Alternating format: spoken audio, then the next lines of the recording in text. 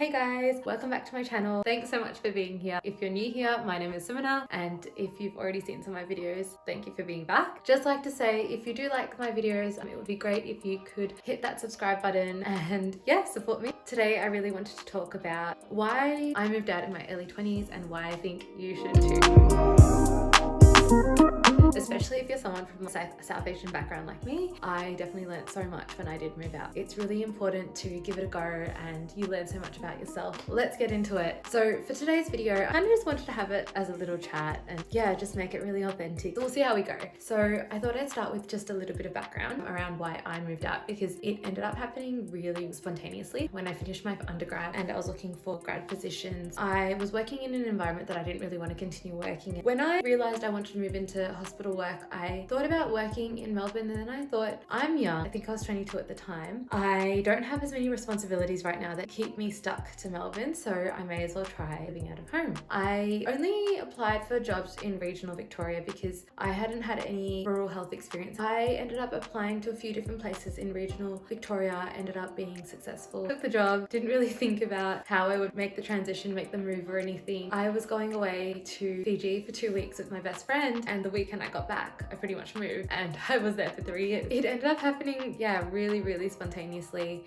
I guess I'm from quite a lucky South Asian background where my parents have always been supportive of these kind of things. Obviously, it would be a bit of a conversation in South Asian households. All your necessities and things are at home. There is always that question as to why you're wanting to move out. They don't really understand the need to learn to be independent, learn all of those skills. So moving out was one thing. Learning to live in a share house, learning to live with housemates, learning what my own style of living and what my preferences are. I ended up buying a place there. So then there was the additional learnings of learning to manage your own place, a learning curve of its own as well. So yeah, that was, I guess, the background around how me moving out came about. I'm actually back in Melbourne now and I am back with my parents. The things that I learned that are my highlights, I guess, learning to cook. So when I moved, mum would actually pack me like boxes of food if I ever came back to Melbourne and told me to freeze it. So I literally did not need to cook when I moved, because for them, they thought that it was a burden to have to move. They wanted to make it as easy as they could for me without really understanding that I wanted this experience and I wanted to learn these things. I really had to slowly decrease the number of times she would make stuff for me so I could start making my own meals while I was there. I didn't actually have a lot of experience cooking. Obviously, I had the option to have great mum's food. I had to consciously choose to make my own food and meal prep. Otherwise, I would not learn that life skill. Now I find it's quite easy to go out and cook whatever I want. When you do eventually move out, it's a skill that you're going to develop. It's a necessity, so you end up learning to do that anyway. Another really big learning for me was how to manage finances. I've always previously been pretty decent with finances, knowing that I had rent to pay, bills to pay, a certain amount allocated for grocery, fuel money, having all of these different allocations, and then knowing that I wanted to save, and my goals around that time was also a lot of travels. Having all of these different avenues where my money was going, it was really important for me to start budgeting and having a plan with my finances. That was a really big learning journey, because otherwise, being at home with my family, like, I didn't really have to pay for too much. I obviously could if I wanted, and I obviously did help out around the house. I was never expected to, and I know that comes from a very privileged background. So moving out definitely helped me understand finances a bit better. I'm definitely better for it. When I then moved into my own place, the additional mortgage and thinking about all the finance around that was an additional learning as well. Moving to regional Victoria was so out of my comfort zone. I am quite extroverted. I found that not having my usual circles around and people I'm so used to talking to and seeing on the daily, it really put me outside of my comfort zone to have to mingle and interact with people that I otherwise wouldn't have. So I ended up making some really great friends out there, and Bendigo has such a soft spot in my heart. It was definitely outside of my comfort zone to begin with, and I learned so much about country living, a lot about being off the beaten track, four-wheel driving, camping, not that I did much of that. Learned so many things that I think I otherwise would not have been exposed. When you do, or if you do move out, you get exposed to that anyway, wherever you move, because you are in a space that's so different to where you are, where home is. You get exposed to so many different people. When you are out of your comfort zone, I feel like that's when you have so much learning and growth and development. Ended up making some really good friends through the hospital and through other social avenues. I put myself again outside of my comfort zone and I started karate there, and I absolutely loved it. Forces you to do things that you otherwise might not have done when you stay within your comfort zone. My own preferences when it comes comes to how I want to live. In the end, living in a share house, so living with housemates in my first place, and then having housemates when I moved into my own place, there was such a massive difference because I didn't really know what to look out for early on. If you are moving out with housemates, it's kind of something that you have to go through. You don't know your preferences are and what to look out for, what not to look out for. And when I was looking for housemates for my own place, I knew the kind of environment I wanted to live in. I wanted to make it a home. That's kind of what I looked out for when I looked for housemates myself. I looked out for people who I just genuinely vibed with, and I ended up choosing a couple that also had a dog, so it was very different to what I thought I would choose, but I ended up vibing with a gorgeous couple and a dog, so that's what I chose, and it was perfect. You kind of realize what you want in terms of living arrangement and a living situation, whether that be housemates, a partner,